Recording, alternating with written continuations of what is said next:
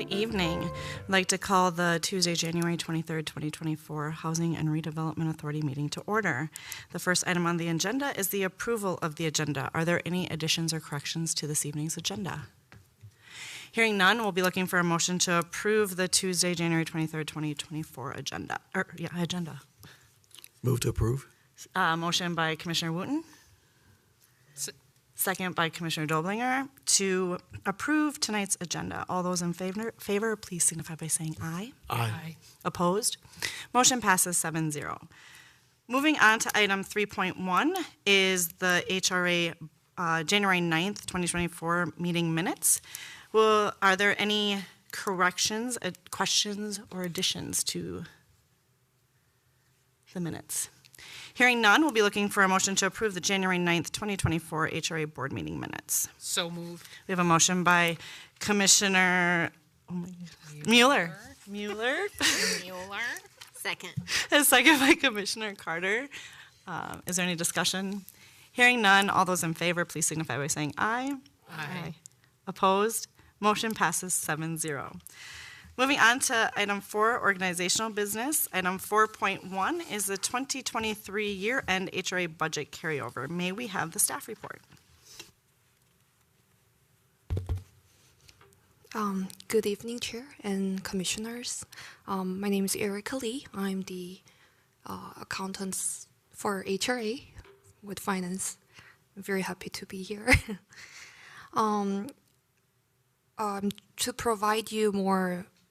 To provide you with more background, staff and the HRA board recommended and the City Council approved in 2021 allocation for the Home Buyer Mortgage Assistance Program. And this program will grant up to $10,500 for qualifying household at or below 80% AMI.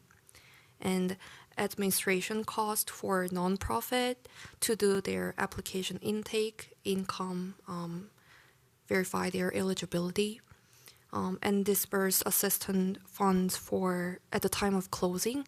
And this will provide up to 21 loans with funding of $250,000. The Federal American Rescue Plan Act, also known as ARP, allocated approximately $11.4 million to the city of Bloomington. The first half of the ARP fund were transmitted to the city in May 2021, and the second half was transmitted in May 2022. Guidance from U.S. Treasury Department has laid out the parameters for how recipients may spend the ARP dollars. Fund must be expended by December 31st of this year, although there are some provisions allowing for the funds to be committed by 2024 and spent by 2026. The intent of federal assistance is that the funds are used to support general government services, reinvest in essential infrastructures, and help fuel the recovery of local economies. And while the Treasury guidance does allow for revenue loss as justified itemization, it does not allow for dollars to be used to shore up fund balances or for rainy day funds. Amounts that are calculated as revenue loss must be directed towards general government services or other qualifying expenditures, and I'm requesting a fund of $127,230 $127,230.39 to be carried over to 2024. Thank you. Thank you. Are there any questions? Wonderful. Thank you for your presentation and explanation. We will be looking for a motion to adopt the resolution making alterations to the approved budget through the appropriation of 2023 budgeted expenditures to be carried over into 2024. Move to adopt. We have a motion by Commissioner Wooten. Second. And a second by Commissioner Mueller to adopt the resolution making alterations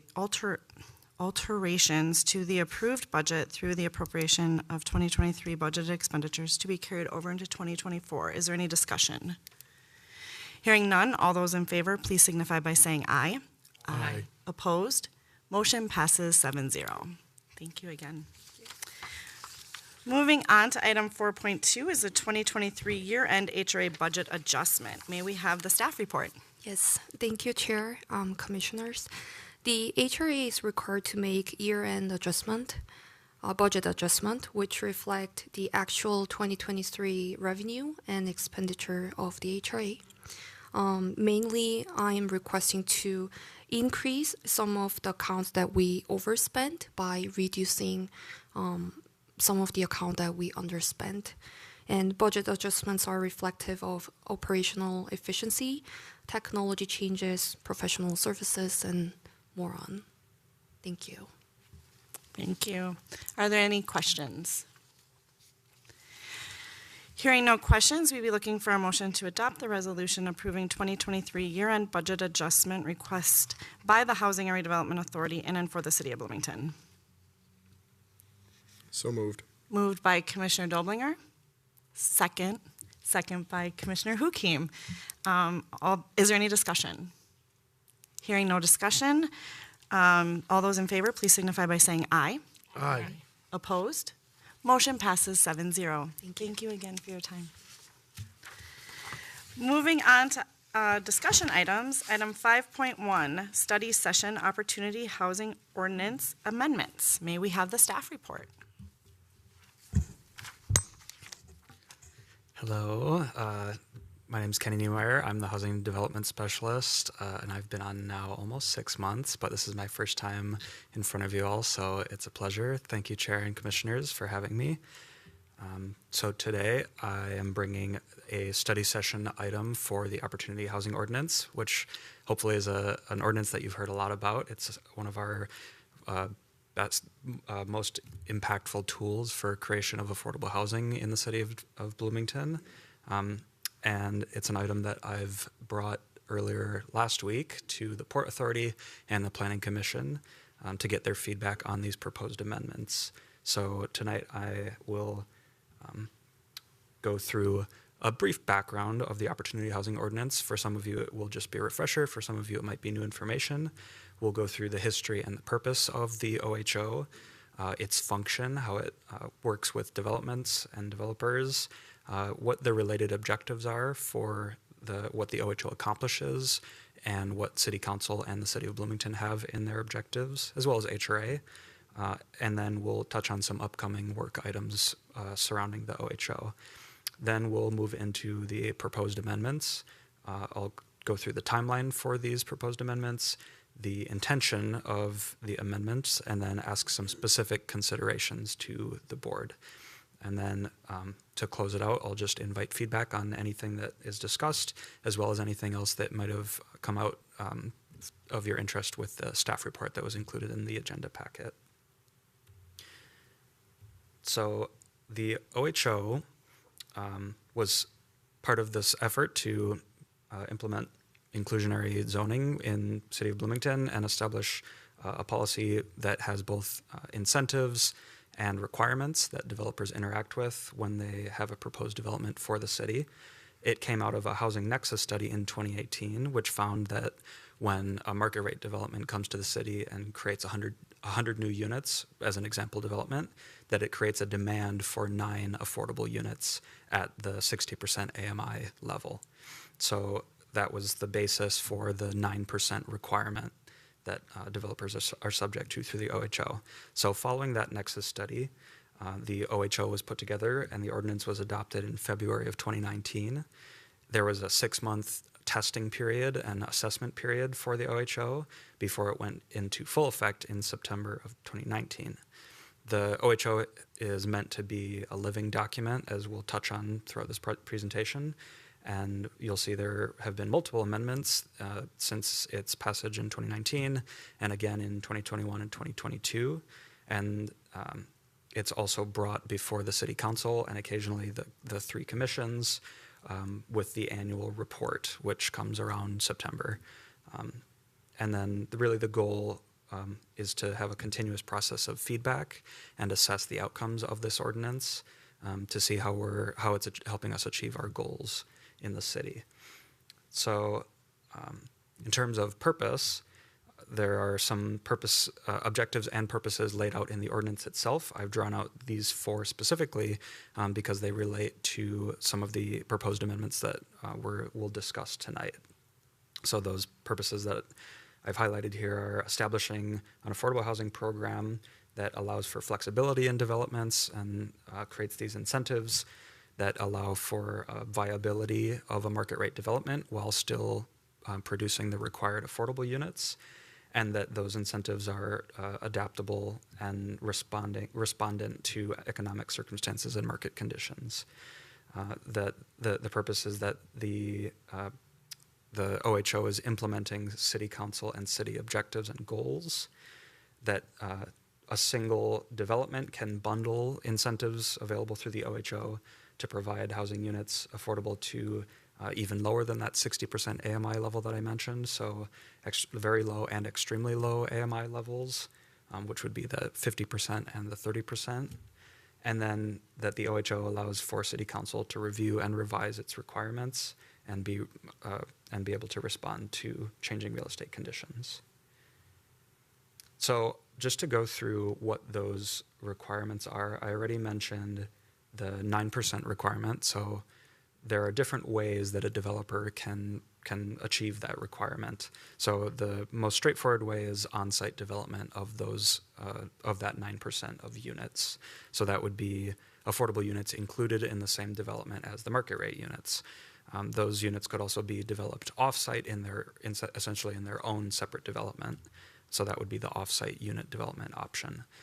There's also the option for a developer to pay a fee in lieu, a payment in lieu of developing affordable housing.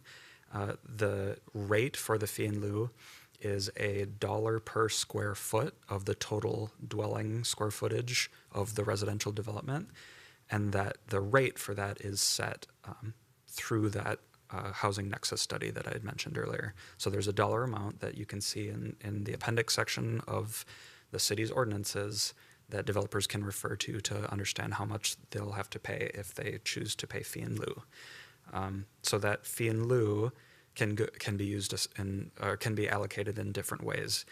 A developer could choose to pay that fee in lieu and simply be done with the development at that point, or they could assign it to essentially a future development that they could conduct that development on their own, or they could have a partner organization carry out the development, or they could allocate it to a nonprofit affordable housing developer, for example. So there's different options for that payment of fee in lieu. There are other options available as well, including dedication of land, and the value of that land would have to be comparable to the payment in lieu amount.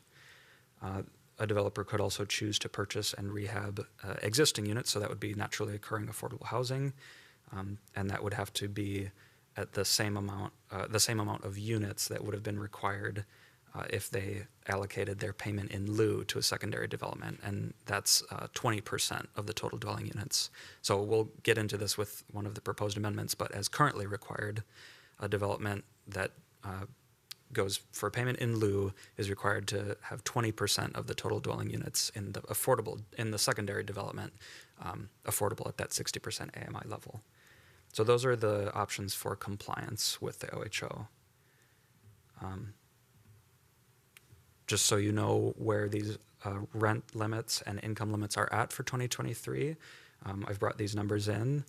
You'll see that 60% AMI column is the one that a lot of developers will be looking at, as that's that baseline requirement. But we'll talk more about the 50% and 30% AMI levels today. These numbers are set by HUD, and they're sent out around April, May. In this year, they came out in June, but typically that April-May range. And then the Metropolitan Council takes those numbers and establishes what affordable rental limits would be if we were to consider rent and utilities paid by a tenant. And so the Metropolitan Council puts those numbers online, and that's how our program sets the affordable rent for OHO units. So just to talk through some of those incentives that I mentioned that developers can become eligible for as they provide OHO units. There are two main categories for these incentives, the financial-based and the development standard flexibility incentives. So in terms of financial-based, these are worth noting as the HRA has a lot of purview over how these financial-based incentives come into play. So, of course, the Affordable Housing Trust Fund is one of our most powerful tools to get some of those deeper affordability units. There's also tax increment financing. A lot of developers seek that out as a way to make their projects work financially. And then there's project-based housing vouchers, which is an opportunity for the HRA to move the status of some of their housing choice vouchers to project-based vouchers, so they would stay with that development essentially. And the value in that is that an applicant knows that they'll have that affordable rent in that unit, whereas the way that housing choice voucher currently works, there's some households that have housing choice vouchers experience a lot of difficulty getting into properties that accept those vouchers. Which is a legislative item for this year for the state of Minnesota, looking at protections for housing choice voucher households. So that's an aside, but I thought that the HRA would find that interesting. So those are some of the financial-based incentives. And then over to the development standard flexibility, these are things that the Planning Commission looks very closely at, and we'll talk more about that, but some of the most sought-after development standard flexibilities are parking stall reductions. Every development that we've had since the OHO that's included affordable units has taken that incentive as it's been available to them. We've also seen a lot of the developments take advantage of the storage space reduction, the alternative exterior materials allowance, and site width and height bonuses. So those are the incentives available to developers through the OHO. And now I'll ask Erica to talk a little bit about how the HRA and the OHO interact. Thank you. So just for to go over within your role when it comes to the Opportunity Housing Ordinance, because one, this is an ordinance, and so it is through the city council. It is a ordinance that lives with the city, but also we have the Planning Commission, the Port Authority, and the HRA that all have roles that play when we are looking at projects or a project with this ordinance use. And so within the role of the HRA board is to review the OHO ordinance for amendments, which is what we're doing tonight and this study session to have this discussion. But in addition to that, financial assistance, really determining the level and type of financial assistance. As Kenny has mentioned, there is the Affordable Housing Trust Fund. We help make decisions on that Affordable Housing Trust Fund, which has two separate components, which is the revolving loan fund and the housing stability grant fund. And so the HRA does manage with the CFO and community development director, the Affordable Housing Trust Fund. But in addition to financial assistance, we have tax increment financing, and then we have HRA funding that potentially could be used, which on some developments, we have used our own funding in addition to the Affordable Housing Trust Fund and or TIF. What is outside of the role of the Housing and Redevelopment Authority Board is review development applications. That's more of a planning commission. Ensure proposed affordable housing plans comply with the OHO standards. Again, that's planning. To review the OHO incentive requests for appropriateness. That's also planning. But then compliance is more port, and enforcement is port and legal department. What I do want to just add where we say compliance is port, Kenny Niemeyer is the housing development specialist. He is majority Port Authority, but he is also partially HRA in terms of being a staff. And so primarily compliance comes through the port, but it's coming through Kenny. Mr. Niemeyer here.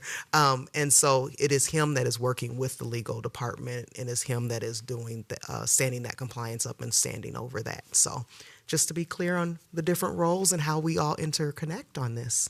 Any questions about that? All right. Thank you. Thank you, Erica.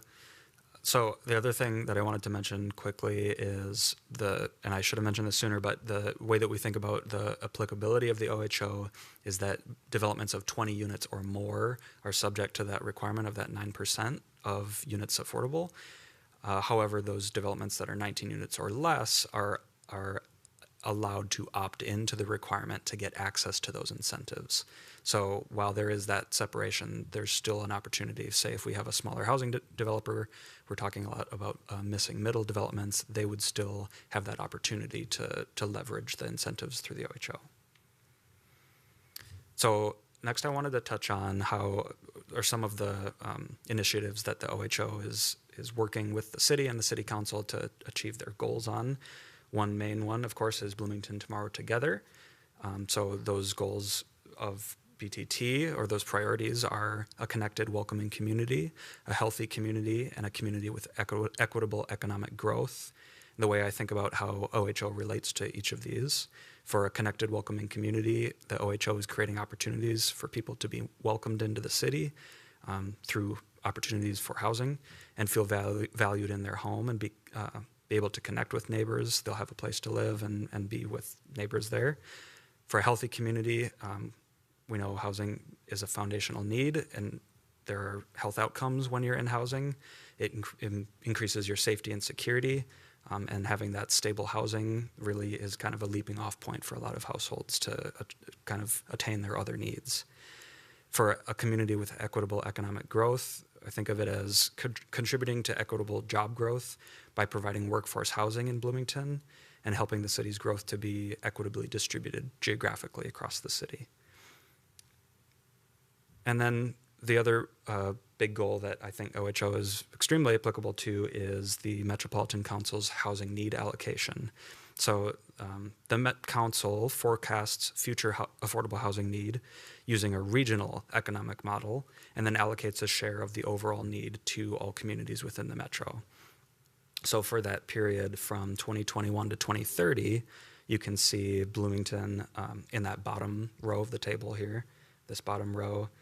Bloomington's need allocation was 842 units of new housing between that 30% affordable to that 30% AMI to 60% AMI level. Within that, it's broken out by those different AMI levels. So you can see for housing developments that have opened or are already under construction, Bloomington has achieved its goals for creation of 60% AMI units. In fact, we've almost doubled it. For creation of units affordable at 50% AMI, we are well on our way. We've got 159 units opened or under construction.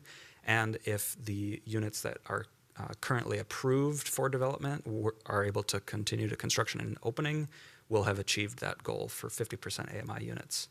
But we've got a long way to go for 30% AMI units, and you'll see that some of the proposed amendments tonight are hoping to create a little bit of an incentive or a little bit of a push to help developers offer those units up, essentially. And then we, of course, have what's most powerful toward getting these units is the financial incentives, because really what this comes down to is a financial gap that has to be closed.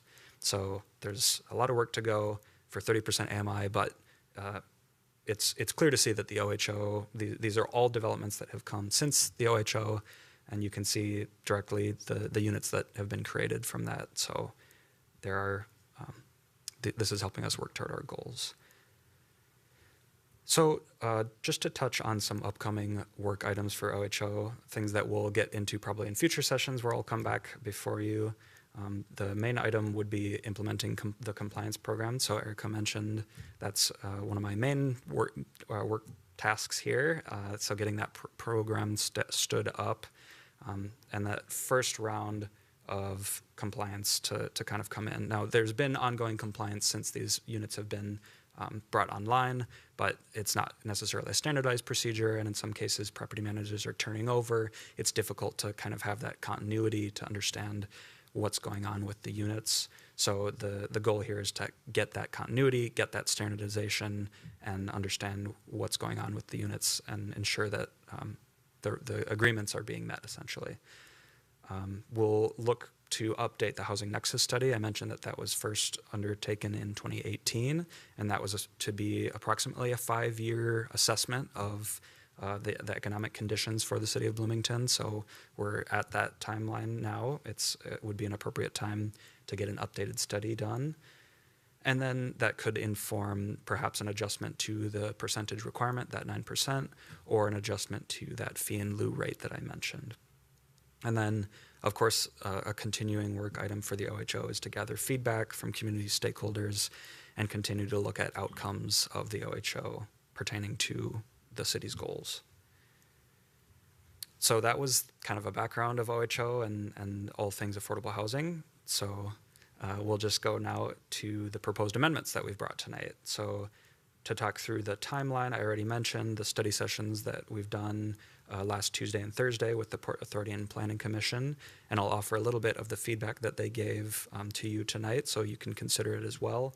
That'll be throughout the different considerations that I'll be asking you, and then as well as a kind of a feedback slide at the end, just so you know. And then in February, we will be bringing this item back to you, as well as Port and Planning Commission, and that will be to seek a recommendation to City Council for approval of the proposed amendments at the City Council's March 18th meeting. And that March 18th meeting will be a public hearing. So moving now to the proposed amendments, there are a few different types of proposed amendments that you would have seen called out in that staff report. So the items that we'll talk about mainly tonight are modifications to existing language. And those will be the ones that are most impactful to implementation of the OHO. But there are also items in that staff report that were new language, minor updates, or clarifications. And those minor updates and clarifications don't significantly impact the implementation of the ordinance. So that's why those won't be presented on tonight. But please, if you have questions on anything that was in that staff report, we can address those and discuss those. And then in terms of goals for these amendments, I mentioned earlier on that the goal is to respond to changing economic circumstances, local housing needs, and real estate market conditions. We're working to bolster the incentives for development of those 30% AMI units. And we're looking to improve the clarity of the development process and how developers interact with the OHO in that process. So here are those main modifications to existing language. Oh, and I didn't update that language, apologies, but this is for HRA's consideration tonight. So there are 5 items for your consideration, and we'll jump right in. So this is a modification to the existing language of section 9.04, which is the definitions section, and this is the specific definition for income. So as currently defined, the definitions match HUD's definitions of income. So you'll see these brackets laid out here. 30% AMI or below is considered extremely low income. Above 30% AMI but below 50% is considered very low. Above 50 and below 80% is considered low income, and then above 80 to 120 is considered moderate income. And this has implications for how project accomplishments get recorded and reported. So the proposed change would be to adjust the upper threshold for the low income bracket to at or below 60% AMI, and that would be to reflect the requirements of the OHO. So I had mentioned earlier that those 9% of units have to be affordable at that 60% AMI level, and that would be considered an opportunity housing unit.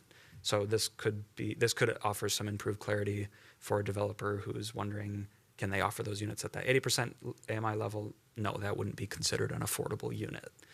And then the other proposed change would be for the moderate income level, and that would be changing from 120% AMI as the upper limit to 115% AMI for the upper limit.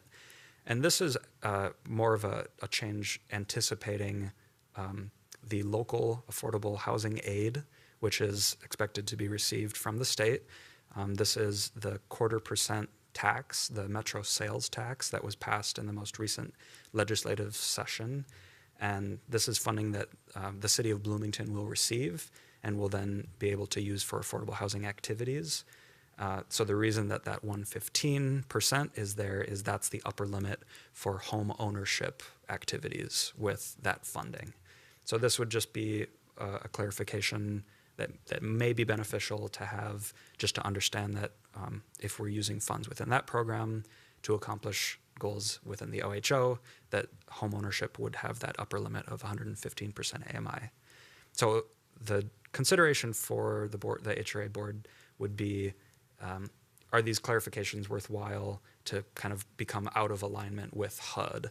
And one thing to consider is when looking at accomplishments of our programs, it's helpful to have that alignment with the income levels, because then there's more of this continuity with knowing what our accomplishments are. So those are just some things to think about, but I open it up to your thoughts on this item. Are there any thoughts? Commissioner Mua? Thank you, Chair. My question just is, what happens if you're between 60 and 80 with the proposed change? Like, how do you get qualified? Am I missing something there? Chair, Commissioners, when you say qualified, can you speak a little more to that? So the proposed change, low income is household income above 50 to at or below 60. But then the moderate income is household income at 80 to 115% of AMI. So if I had like 75% AMI, which category would I fall into? Chair, Commissioners, in that case, I believe I understand exactly what you're saying. I think it could be appropriate to adjust the lower level of moderate income to contain that above 60 to 115. I think that would be an appropriate change, so that's very helpful. Okay. Thank you. Yeah, thank you. Any other comments, questions? Commissioner Mueller? Question, would changing our definitions of the limits affect anything with HUD? And any funding, any? Thank you, Chair and Commissioners. No. One of the things is that HUD sets the limit, and what Mr. Niemeyer has provided here actually aligns with how Minnesota Housing and the Metropolitan Council look at affordability, in particular for home ownership. And so this is something that is just what it is, but for home ownership, HUD goes up to 120% AMI as affordable. For home ownership, Minnesota Housing goes up to 115% AMI for affordable. And so if we align better our opportunity housing ordinance with at least our local requirements, we can exceed, but we would run into things if there was a developer that applied for funding and they wanted to go up to 120% AMI, they potentially run the risk of Minnesota Housing saying no, because we're going to cap it at 115% AMI. So in terms of that, I do not think we're causing any kind of concerns when it comes to HUD, because HUD sets what the maximum is within those brackets, and we're still within those maximums. Thank you. Mm-hmm. Any other questions or comments? Right. Thank you. Thank you, Chair and Commissioners. The next item is Section 9.09, which is payment in lieu of affordable units. So as currently written, this allows developers who assign that in lieu payment for offsite development. It requires them to provide 20% of the total dwelling units in the proposed development to be affordable at that 60% AMI level. The proposed change would be to require that the original 9% that would have been required in that first development be the requirement in addition to 11% in the proposed development. And the reasoning for this change is to ensure that we're capturing all that would have been required under the OHO. And if it's helpful, I can talk through this just kind of an example for where we would be losing units essentially under the current scenario. So say you had a development of 200 units, 9% for that would be 18 affordable units. So if you assign fee in lieu and assign that to a second development, say that second development was a 50-unit development, 20% of that 50 units would be 10 units. So rather than getting the 18 that would have been originally required, now you've only gotten 10. In the proposed scenario, that 50 unit, the secondary development that has 50 units would be required to include the 18 units from the original development, plus 6 units, which is that 11% of the 50. So now you're getting 24 affordable units in that secondary development. So under the current scenario, we're losing 14 units. And this hasn't come to pass yet. This is more of just preparing if this were to happen. So the consideration that I've brought is actually kind of beyond the purview of that specific change, but it's something that I think is worth considering and something that both planning and port had a little discussion around, which is this incentive that we, or this opportunity, this option for compliance that we offer for payment in lieu, assigning to a separate development. Is this allowing for essentially a segregation of market rate units from affordable units? So rather than requiring that those market rate and affordable units be dispersed throughout the same development in the same building, now they're two separate buildings essentially, and those units are they being segregated geographically? So the consideration is, does this option come into conflict with the OHO's objective of dispersion? And that objective of dispersion is that the opportunity housing units are dispersed geographically throughout the city, that those units are available to people living throughout the city. Commissioner Wooten. So when you say second development, are you talking about on a specific site, or are you talking about throughout the city? Chair Commissioner, that could be anywhere in the city. As currently written, that could be anywhere in the city.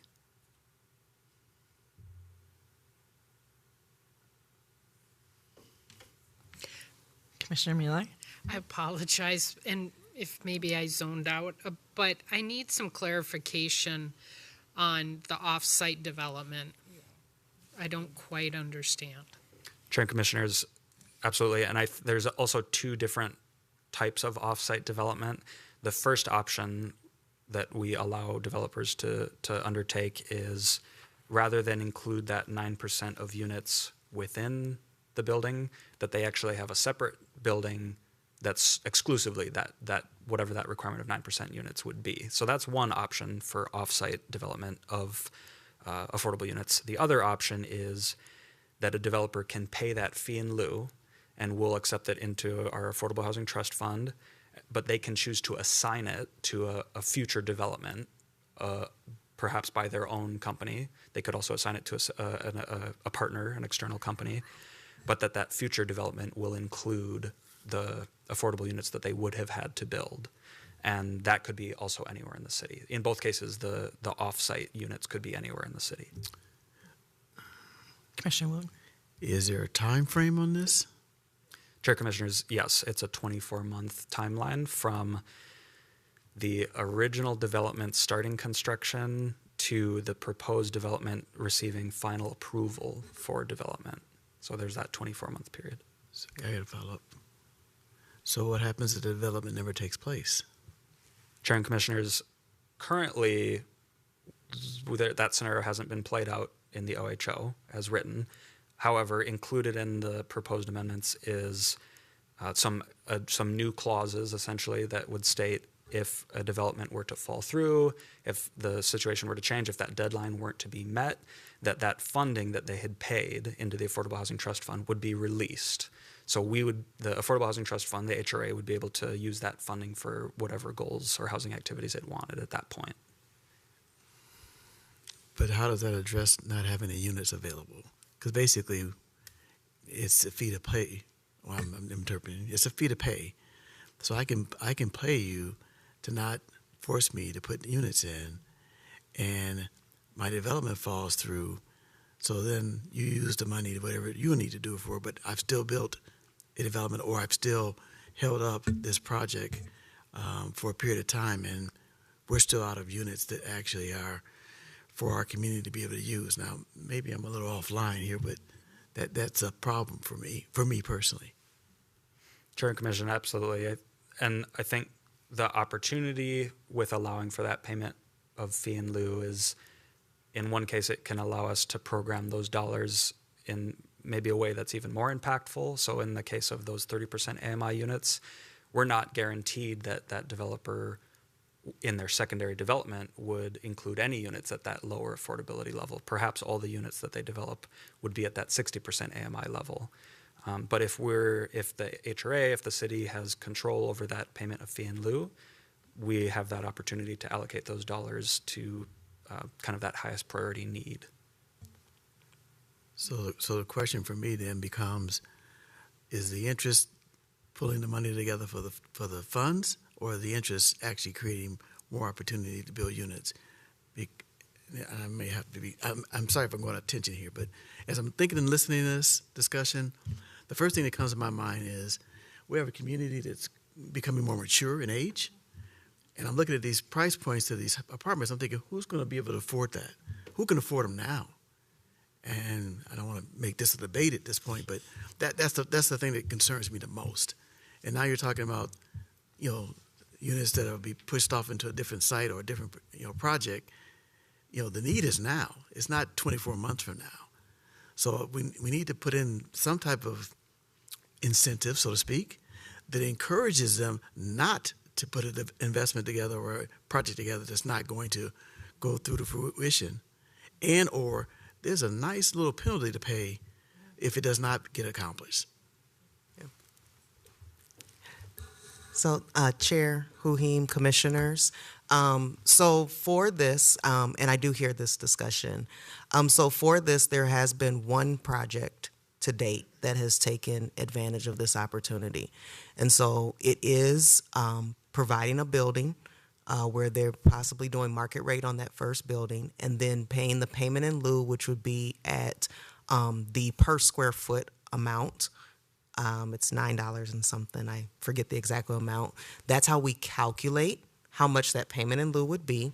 That goes into the, I can't say it goes into the Affordable Housing Trust Fund because it is set aside, almost like earnest money or a down payment to use on that next project. And so I do hear the urgency that you are expressing, Commissioner Wooten, where you're saying the units are needed now. And what we're doing is we're bringing this back before you to have this discussion, because this piece of the Opportunity Housing Ordinance, to my knowledge, has not been changed since 2019. And so when it was put into place in 2019, I just want to say, because our planning manager, Glenn Markegard, always brings this forward, is that before the Opportunity Housing Ordinance, we saw very little development in the city of Bloomington, especially affordable housing development. Since the Opportunity Housing Ordinance, we have seen a lot of development to the tune of, I believe it's over 2,000 new units and another up to 1,300 in the pipeline. And this is only in about a 2 to 3 year span. So I do hear you, and that is what Mr. Niemeyer is here to gather tonight, is to collect that feedback and that information. And so in asking the consideration, does allowing for off-site development of affordable units allow for geographic segregation of market rate units for affordable units, and or is the OHO's objectives of dispersion achieved? I also hear in answering that there is a need, there is an urgency now, and that the concern is we need to see these affordable units, and maybe it is not necessarily advantageous for our city goals to allow for an affordable project to be put off further down the line when we need it now. And so if there's a recommendation that you have in this proposed language of maybe you just don't like to see payment in lieu, and that is fine, you can provide that feedback to Mr. Niemeyer. My preference would be increase the number of affordable units.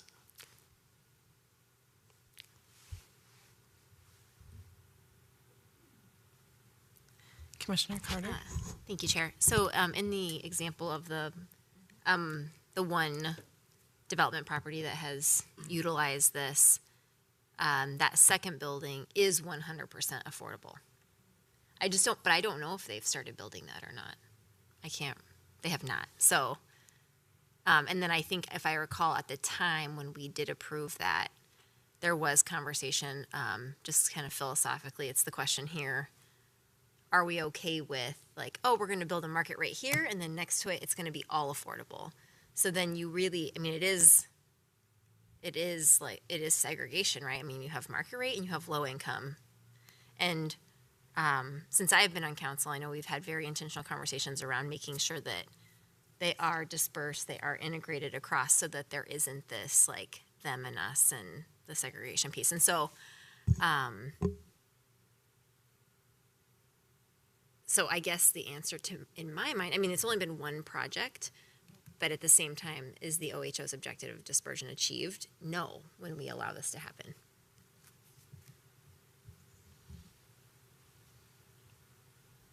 I just want to agree with that.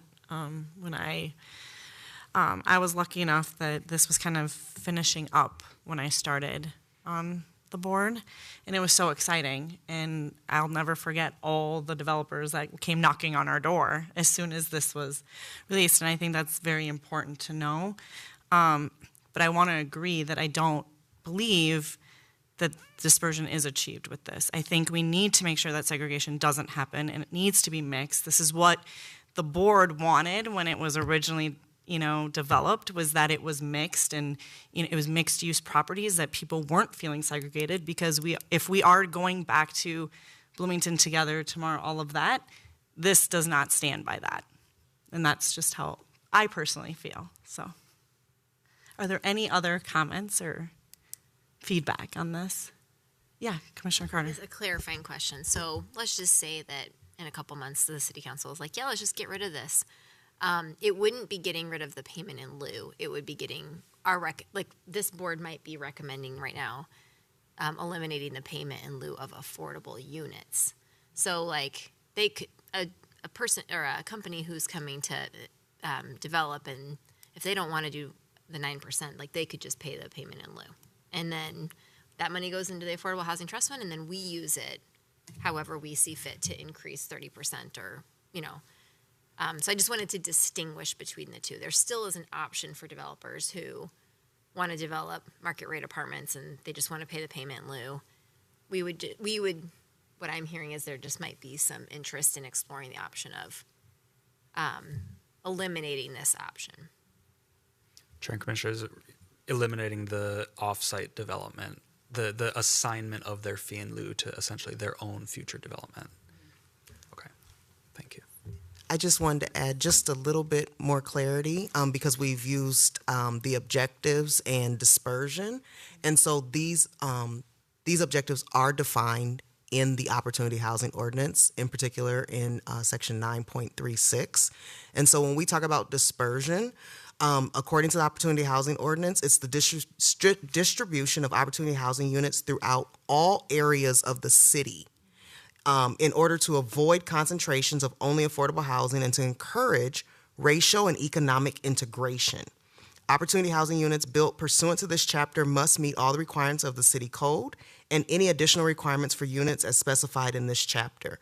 That does include integration and design, as well as phasing plan and timing of construction. So if they do choose to do this payment in lieu of affordable units option, there are, for lack of a better term, strings and tails that come with that they do have to agree to through legal documents, because it is through a development agreement for the timing, for how they're doing something, and for how that project does have to be comparable in alignment with the Opportunity Housing Ordinance. I just wanted to add that clarity around those. Is there any? Commissioner Carter. Sorry, one more piece of context. If I remember correctly, when these were approved, really what was put forth in front of us was like, if we didn't have this option, then they probably just would have built 2 market rate buildings. And we would have lost out on a whole, we still haven't seen it built, but so it is an interesting balancing act, right? Because we also really wanted to see all those units be built. And so, yeah, anyway.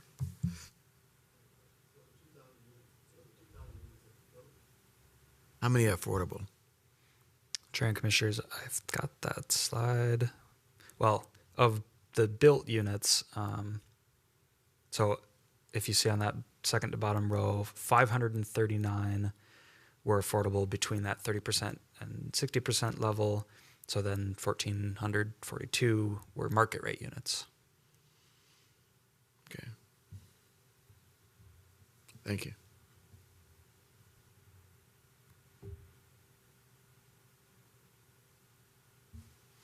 Thank you. Just really quick, because I pull up the information from our our planning manager, Glenn Markegard. So residential completed since 2020 was 2,367 units, and that is between 14 developments. And out of those 14 developments, only 4 did not include an affordable component.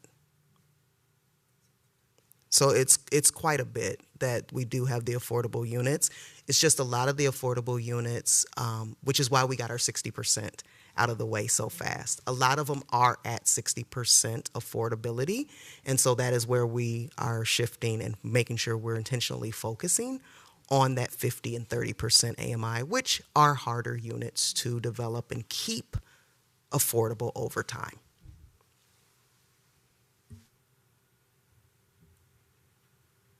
Are there any other comments or questions? Okay, thank you. Thank you, Chair and Commissioners. For the next item, this is section 9.23, the storage space reduction incentive. As currently written, this is an incentive that allows developers who meet the opportunity housing requirement, so that's that 9% units at 60% AMI, to reduce the number of required storage spaces by 50%. And these are storage spaces that are external to the dwelling unit. So they're, for example, like a cage storage unit in like a basement. That would be an example, like a parking garage basement. If 20% of total dwelling units are affordable at that 50% AMI level, then the storage space requirement can be reduced by 75%. The proposed change is to create an additional incentive that doesn't exist yet at that 30% AMI level. And this would be that if developers provide 20% of total dwelling units at 30% AMI, that they could completely eliminate that storage space requirement, so reduced by 100%. So for consideration, this was brought both to Port and Planning Commissions for consideration.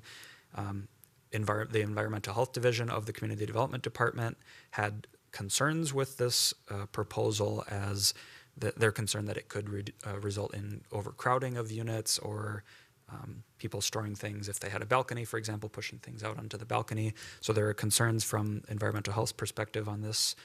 So that consideration was put to the Port and the Planning Commission. The Port Authority agreed with that concern, essentially, that seeing that it could result in that overcrowding.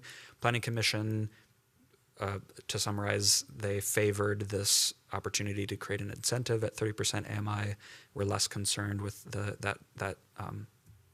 less concerned with the concern of overcrowding.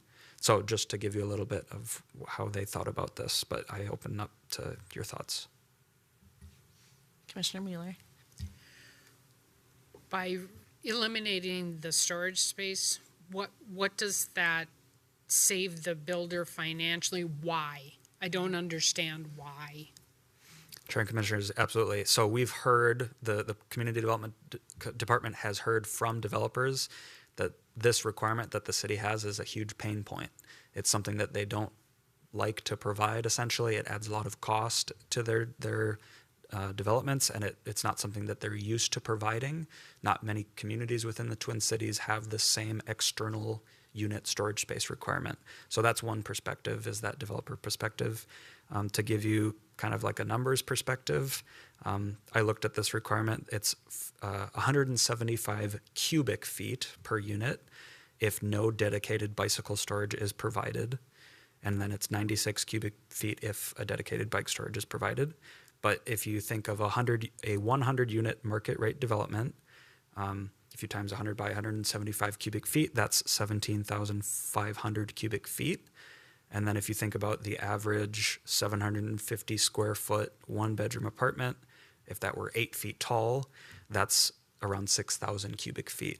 So you're almost looking at 3 additional dwelling units that you could have in a housing development if you were able to convert 1-to-1 that storage space to dwelling units. So just a thought experiment there.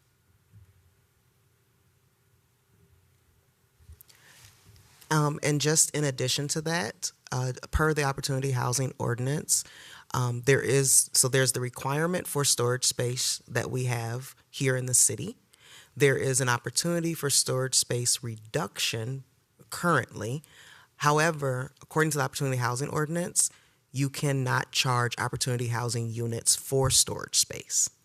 So not only are we requiring it be built and it may not be used, but they cannot charge for it in addition to that currently.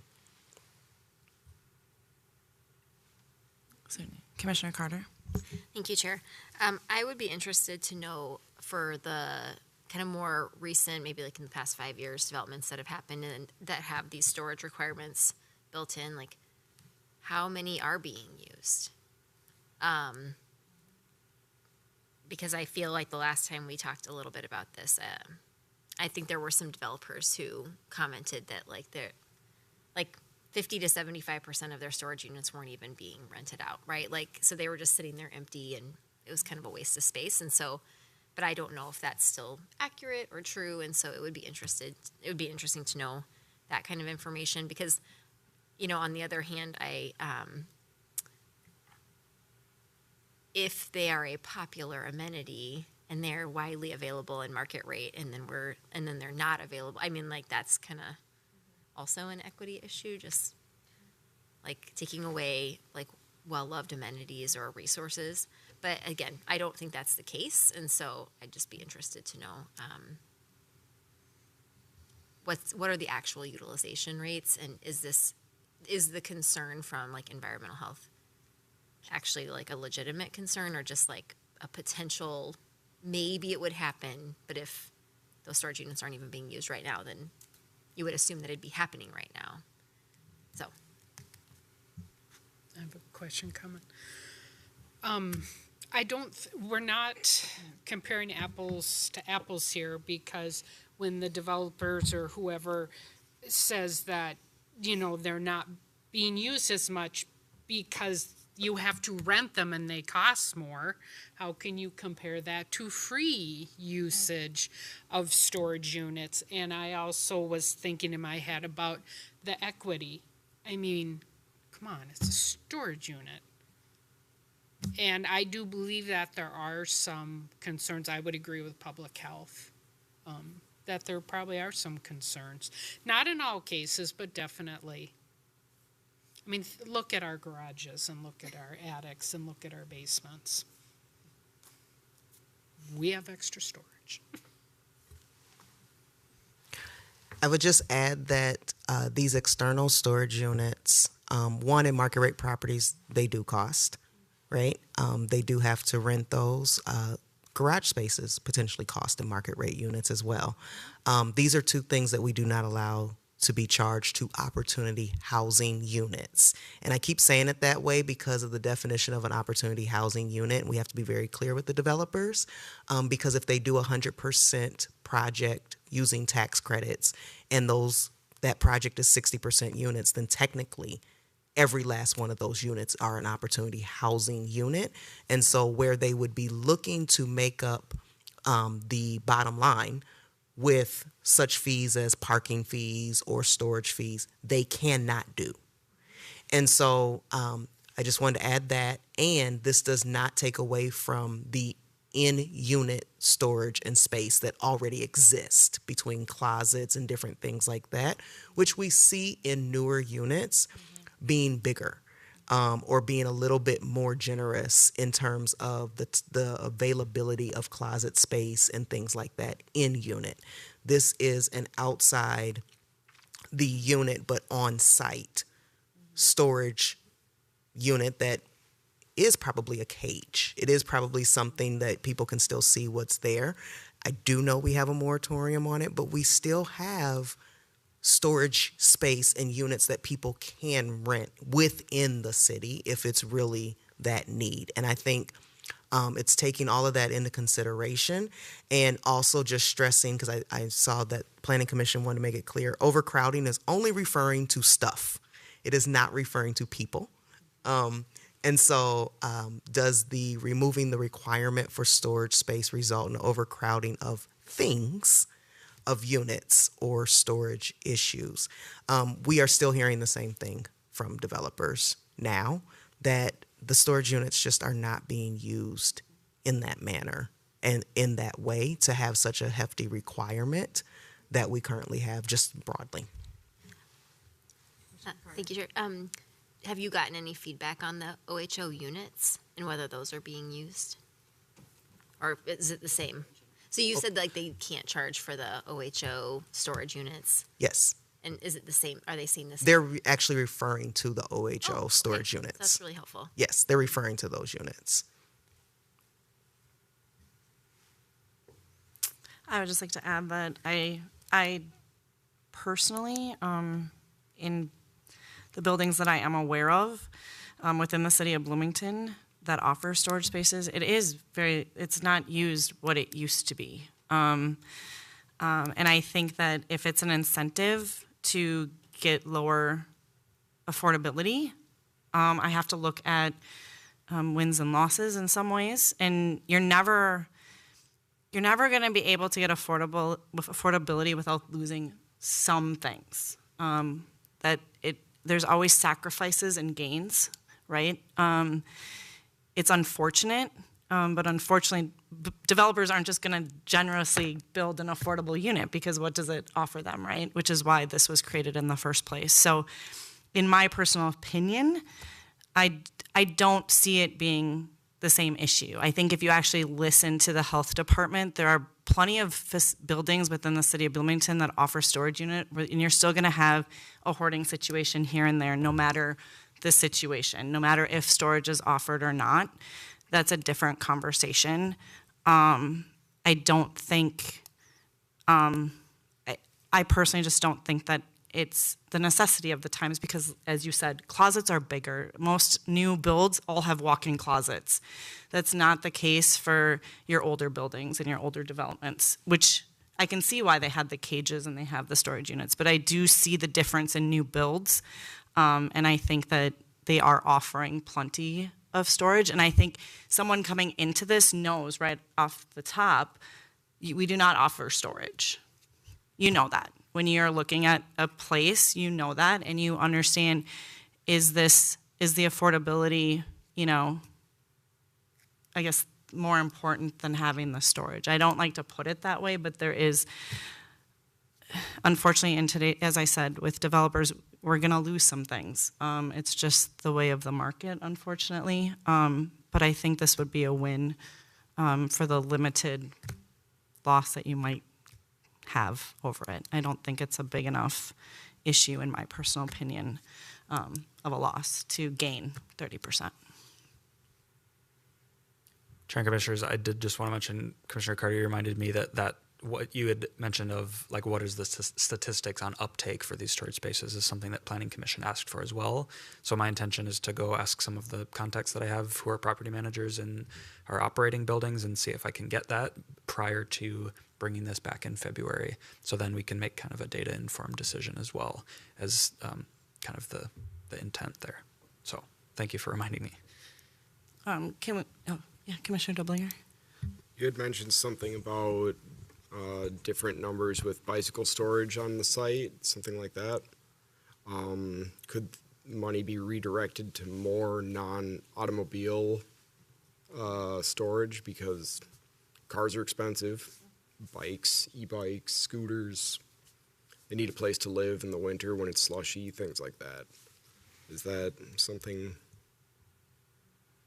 Chair and Commissioners, I think, yes, I think that's part of some of the considerations with like multifamily standards and environmental sustainability standards that planning staff are taking up in their work plan for this year, and that will inform some of the changes that we're likely to see in the OHO, because as I mentioned, it's a living document, so we need to be respondent to the priorities of the city, and as environmental sustainability continues to be the priority of our ordinances, I think we could see some of that change reflected in our incentives, so yeah.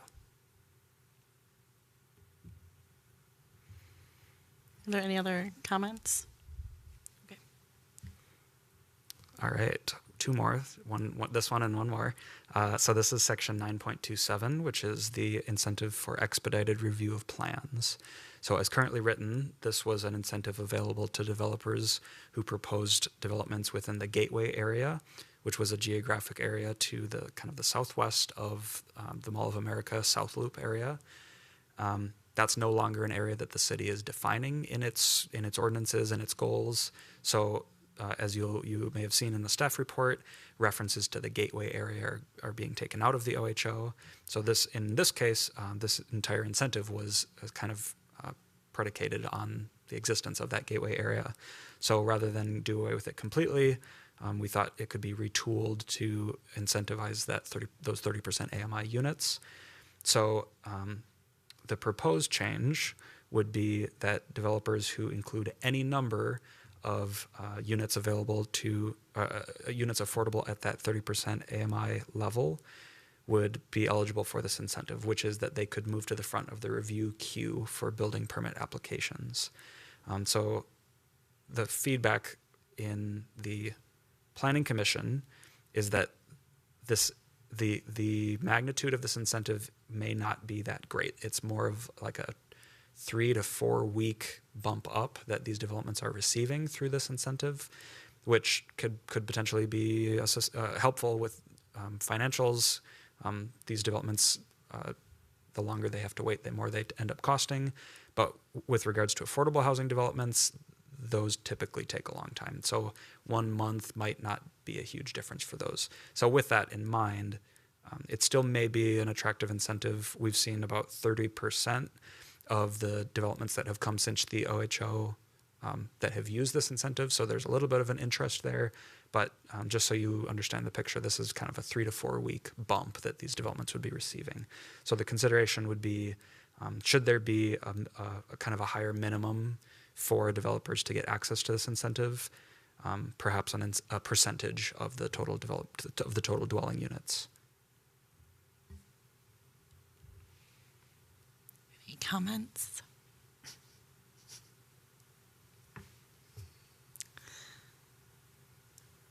Commissioner Carter.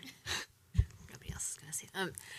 So I kind of feel like this one is like a kind of a no-brainer in terms of the change, like the proposed change. But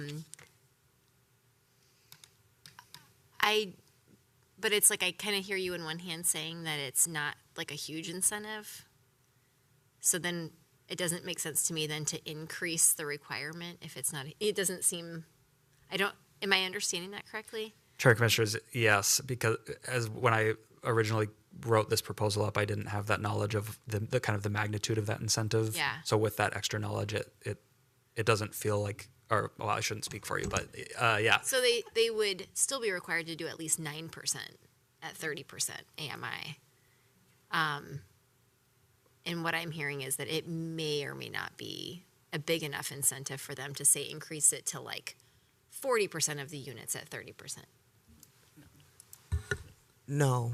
So, and Mr. Niemeyer can correct me, but what this is that developers currently in the Gateway area providing 15% of the total dwelling units affordable at 60% AMI would move to the front of the queue.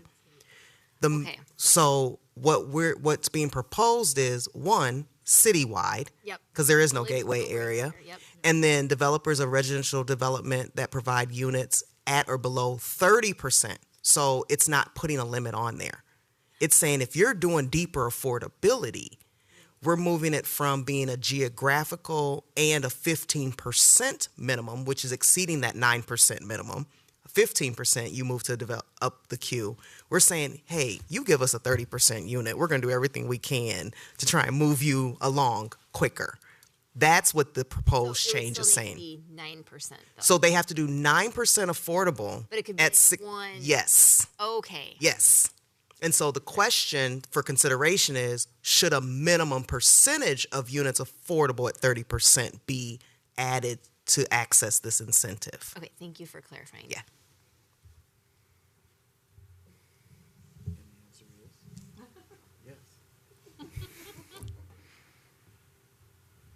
Yes.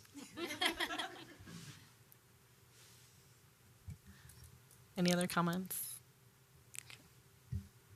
Thank you, Chair, Commissioners. So for the last modification to existing language, this is section 9.36, which we've already had some discussion on. This is the objectives section. And this, as currently written, the objective of design is written to say that opportunity housing units must be comparable in construction quality and exterior design to market rate units of the same housing development. And the proposed change would be that for developments that have in-unit amenities, such as balconies, laundry, in-unit laundry, if those are not included with all dwelling units, that those amenities must be offered to opportunity housing units in a proportionate amount as they're offered to market rate units. So as currently written, that this isn't the case. There could be a circumstance where all market rate units have in-unit laundry, but OHO units don't, and there's just no protection for that currently as written. So this would be kind of rectifying that. But the consideration, well, there are two considerations.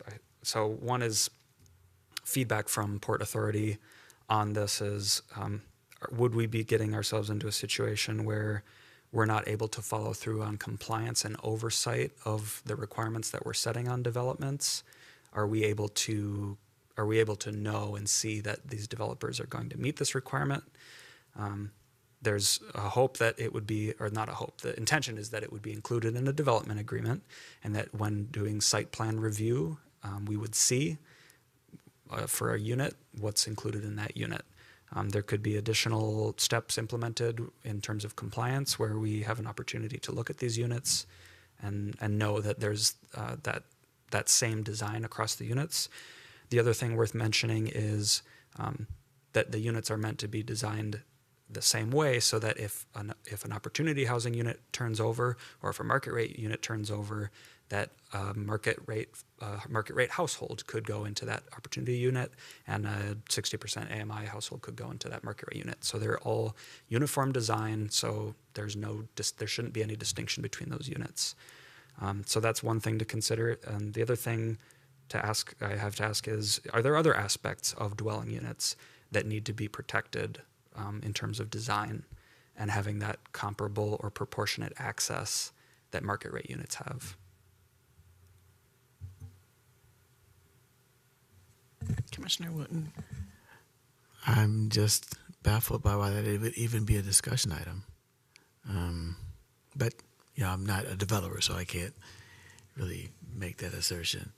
But I would hope that would be part of the discussion. The other piece is, in most developments, or at least I would presume in most developments, there are different stages at which inspections occur, correct? And so I would be hard-pressed to believe we can get through a development and not know that quality differentials or other amenities aren't being placed where they need to be placed in each of these units. So if we have to write it on paper and put it in print, then I guess we have to do that to make sure it happens. But, as an outsider, kind of listening to this, it pains me to even think that that's occurred. Chair and Commissioners, and we haven't seen that it's occurring. I think we're trying to be very clear, and it's more of as I'll say, the intent is to provide that clarity. So in cases where there is availability of balconies, that we want to make sure that the OHO units, that a proportionate amount of them have those balconies. So it's not a scenario that we're seeing play out. We're just trying to be prepared so that it doesn't happen. Go ahead, Commissioner Moore. Thank you, Chair. My question is, if we take the language out from the current, does that leave an opportunity for developers to be able to use lesser quality and quality construction and exterior design?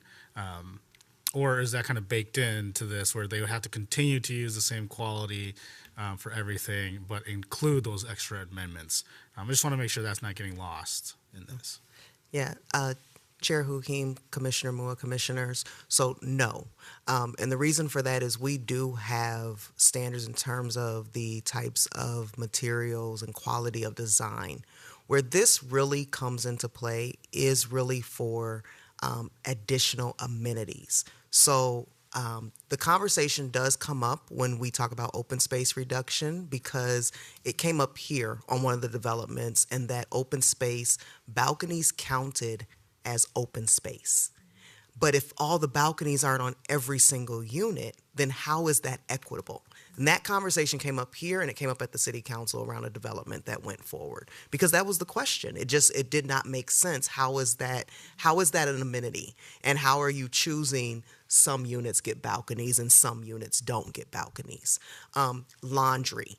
What we're asking here has to do with those types of amenities and potential high end, because it did come up where, well, could there be higher end finishes in a market rate unit that aren't in an affordable unit? It's not likely, because when you're a developer and you want to be able to develop something where you meet your bottom line or exceeds it, when Mr. Niemeyer is talking about affordable units and market rate units, they're called floating units. That's actually the term, floating units. And what you want to be able to do is you want to be able to say, I have this many units that are 2 bedrooms that are affordable. I have this many units that are 1 bedroom that are affordable. Outside of potentially project-based units where we're like, what is the unit? What is the actual unit? You want to be able to make everything comparable so you can switch them how you need to. And what that does is allows you to fill those units a lot easier when you need to turn them over. So it's not advantageous in reality for a developer to construct a unit for market rate with different finishes than a affordable unit, but it is possible. And so what we're looking at here are just some things that have come up. We have some commissioners and or council members that are like, in-unit laundry is not an amenity. That's a necessity, right? So, and so when you think about that, it's those conversations that have come up over time when we've brought projects before, and these are just some of the things that have been said. And so right now what Mr. Niemeyer is doing is just bringing that back to say, hey, is this something that's needed to be amended? But in reality, we should not be seeing higher end finishes or different things like that. We have not seen them. We've had a lot of units come through the pipeline, a lot of them that are going to be constructed. We have not seen this, but we do want to make sure we're being as clear as possible with our developer community as well as our resident community. Because now that we're being clear on what they can expect, they are also helping us in that compliance role. Because then they're saying, oh, well, there's a whole process here, and we can reach out, we can say we think this is different, it can be looked into, and so that's what all of this is. Commissioner Issei?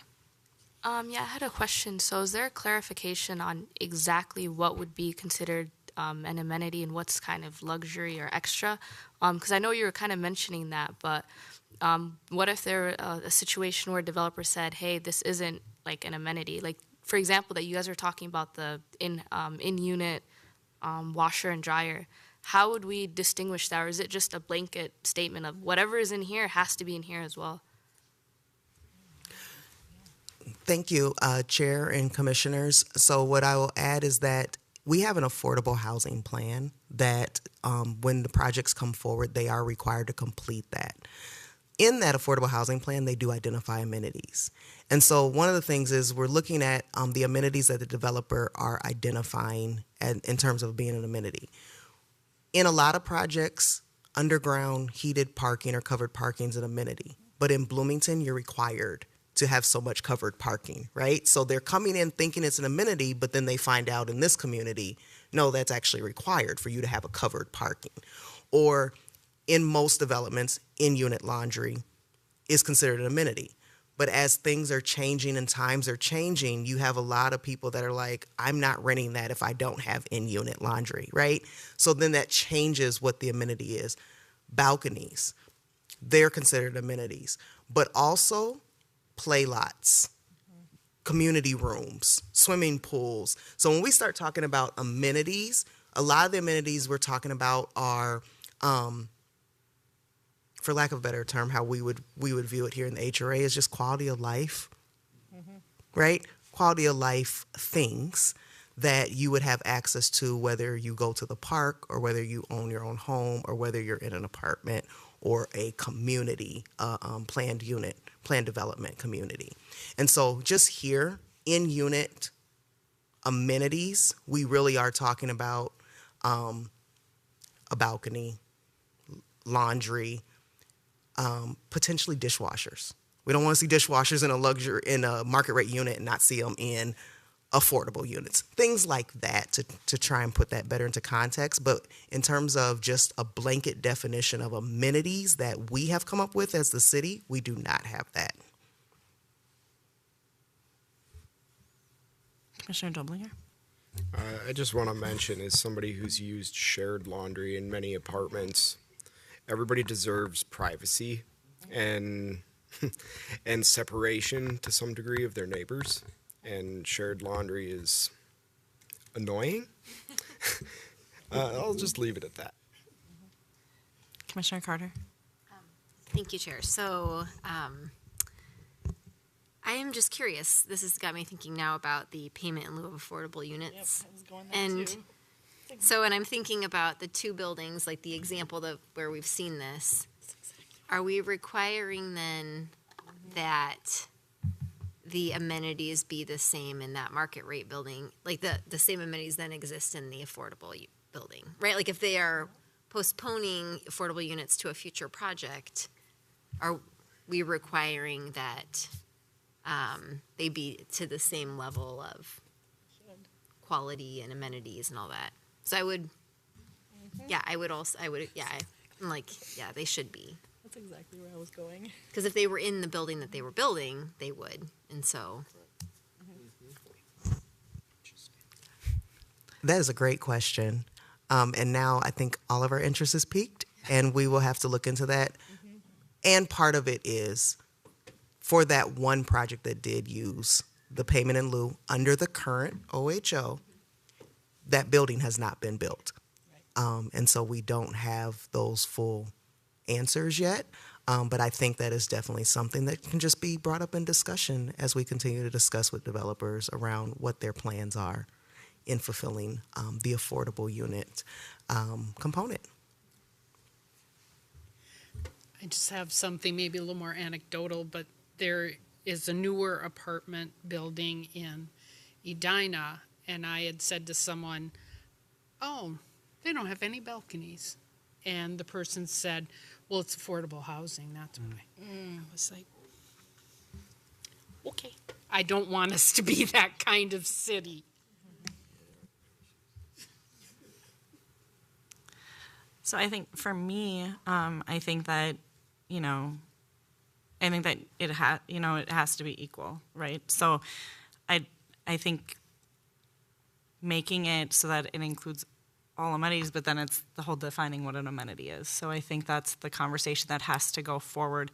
And I was going to say what Commissioner Carter had said. That's where my brain went instantly when you started talking. I was like, but wait a second, if we have these two buildings, what is that going to look like? And I think that's a conversation that definitely for consideration going forward of making sure that it all circles around and they all go together. So I think that obviously it has to be the same, but again, I think that amenities definition has to be really clear because obviously everybody on this sitting here probably has a different idea of what an amenity is and what a necessity is. And so I think we need to be very clear on that. And we need to be very clear of these are necessities, these are what we consider amenities. I think I agree with you. Especially since COVID, I think shared laundry is an issue in and of itself. So I think that, you have health concerns regarding certain amenities at this point. So, Commissioner Carter. Thank you. I guess I would say my opinion on that is that I wouldn't want us to strictly define what an amenity is or what a necessity is. And I wouldn't want us to mandate that every unit that gets built in a building has a washer and dryer. I think what our interest is that if you're going to put washers and dryers in the market rate, that you're also putting them in the OHO units, right? So, and maybe that's what you meant. I just wanted to clarify that we wouldn't be requiring, because I think that just is I feel like that's a whole other policy discussion, but thank you. No, that is exactly what I meant, compared to like what they're considering an amenity versus what's just being built as a, that's what I meant, sorry. Thank you for clarifying that for me, though. Are there any other discussions on this item? Thank you, Chair and Commissioners. So we made it to the end, so thank you for sticking with me. I wanted to give a little bit of the feedback that we heard from Port and Planning, and you've already heard some of it, so this might just be a re-summarization. And then I'd open it up to hear any other thoughts that you've had from tonight's discussion or from anything else that stuck out to you from the staff report. So feedback from the port included an emphasis on being thoughtful of how compliance will be undertaken with regards to developers and property managers in meeting any sorts of requirements that we set through the OHO. The port also emphasized that we need to ensure amendments are not purposelessly restricting the city's interaction with developers throughout the development process. So there's an incentive to being, or there's a benefit to allowing for flexibility in negotiation between the city and developers on both sides. So there's an emphasis on ensuring that we still maintain that flexibility.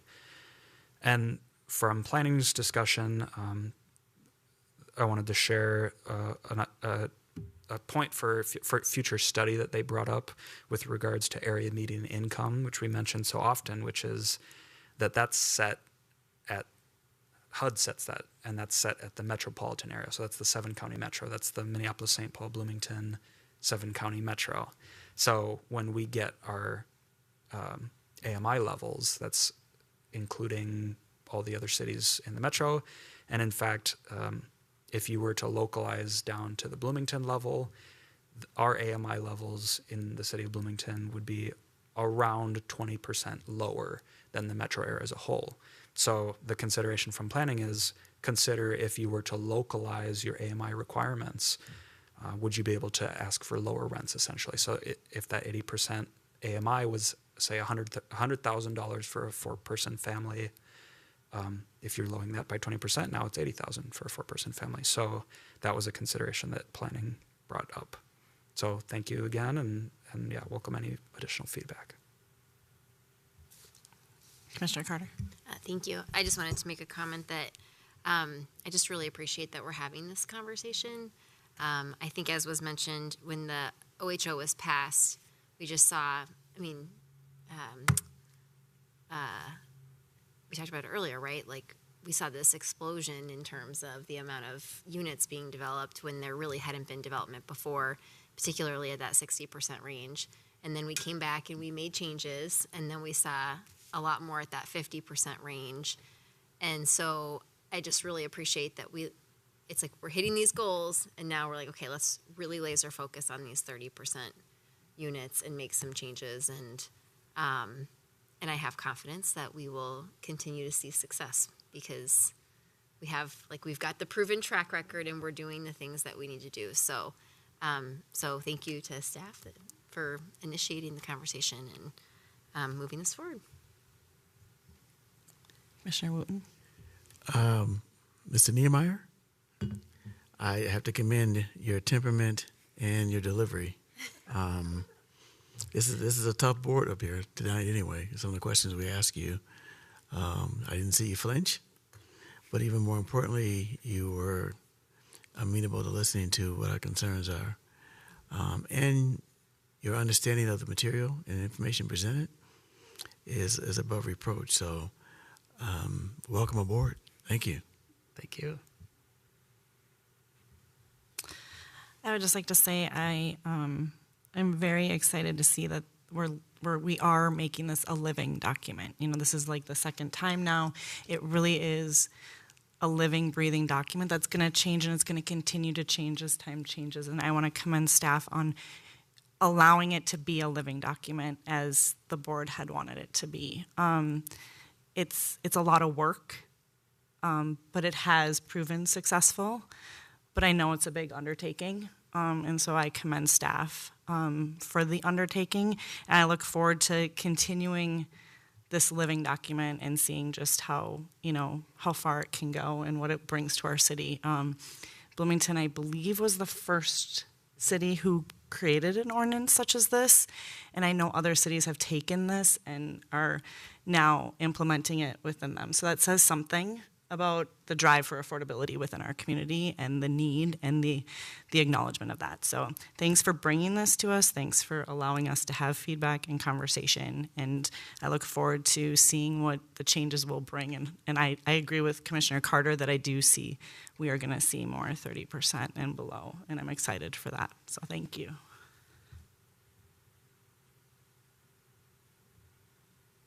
Thank you. All right. So moving on, we have item 5.2, which is HRA Board Policy and Issues Update.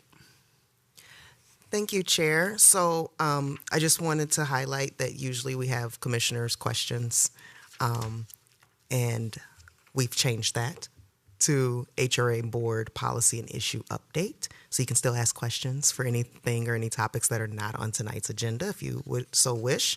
But I do want to provide you a few updates. So our next meeting is February 13th. That is our annual meeting. And our annual meeting, we will look at adopting our work plan for 2024. Approving our designations, so that's electronic fund transfer, depositories, investment, some of that organizational business. If there's any policies that we are looking to adopt or approve, we will bring those forward. You will have officer elections, and so this is where you as a board do look for to nominate yourself and or a fellow commissioner for chair, vice chair, and secretary, and then you would vote on that, and those positions would then take place the next regular meeting of the HRA board, which will not be until March. There are, because of the elections, we have what we call blackout dates, and so where we would normally have had a meeting, I believe on February 27th, that's a blackout date, so we have no additional meetings in February on the calendar. As well as adopting the annual meeting calendar from 2024 to 2025 to early 2025 is adopting that calendar. I do want to add that the legislative session for Minnesota legislature is coming up. It starts February 12th, so the day before our annual meeting, and housing is expected to be a priority. This is a non-budget year. So this past session, we did see the $1 billion+ investment in housing and housing-related activities. This year, we do expect to see policy. And so looking at, funding that was allocated, but then what's the policy and how are we going to implement a lot of things at the state level? Mr. Niemeyer mentioned earlier around the we love our acronyms here. So it's the Local Affordable Housing Aid, and the term is LAHA. It hasn't picked up gas yet, but that is what they have said it's going to be, a LAHA. And this is from the metro area sales tax that is being implemented, where Bloomington is expected to get a level of funding. It's only estimated at a little bit over $1 million from that sales tax. And the reason that estimation is coming forward is because the LAHA, or the Metro Area Sales Tax, is based on cost burden households. And in Bloomington, we have a little bit over 10,000 housing cost burden households. And so that is where that estimate is coming from. However, it can only be used for eligible housing activities. And so this will be something that the city council will have to look at, because it's funding coming to the city of Bloomington. It is not funding coming to the HRA. However, because it's housing activities, I do expect the HRA to be involved in furthering our initiatives and goals here as a city as a whole. And what we have is priority. And so I did just want to bring those items forward to let you know that those items are coming forward, and open for any questions or comments or anything that you may have tonight. Are there any questions or comments? Chair Commissioners, I just had one other update to bring, which is on the 700 American affordable housing development that you're hopefully aware of. This is the development that went through an RFP process previously, and at this point is it just got its bonding allocation for Minnesota housing tax credits, which eventually that will be around 55% of their total development cost. So that's a huge milestone for them. But they're continuing to look to leverage funding sources to make that project happen. Since at this point now, what they're proposing is 128 units of senior living affordable at that 50% AMI level. So originally it was a 60% AMI, or it wasn't entirely affordable. At this point, it's 128 units at 50% AMI. So the item that I'm bringing you tonight is an update that they're looking for a letter of support from the HRA to apply for a Hennepin County Affordable Housing Incentive Fund. And they're projecting or hoping to get somewhere between $500,000 to $1 million for that project. So helping them get to the finish line there. So I wanted to bring that item just to give you that update. We're drafting a letter with them now, and we're hoping to include that in their application to the funding there. So thank you. Thank you, Mr. Niemeyer. I do want to add, so what he said, 128 units senior is what's proposed at 50% AMI. Letter of support for Hennepin County Affordable Housing Incentive Fund, AHIF, another acronym for you, that I usually sign those letters as long as they're in conformity with what we already have identified as priorities. And then you will also see at the February 13th meeting some requests from staff to move forward with HUD to have a specific number of units that may be affordable voucher units. So there will be potential 30% units in that project. So just everything that we talked about today coming to fruition, so you get to see it come back forward. And so just bringing all those things forward for you so you know how things are moving along. Thanks. Are there any other comments, discussions? Hearing none, we'd be looking to adjourn the Tuesday, January 23rd, 2024 Housing and Redevelopment Authority meeting. Is there a motion to adjourn? Move to adjourn. Second. So we have a motion by Commissioner Wooten and a second by Commissioner Mua to adjourn the HRI meeting. All those in favor, please signify by saying aye. Aye. Opposed? Motion passes 7-0.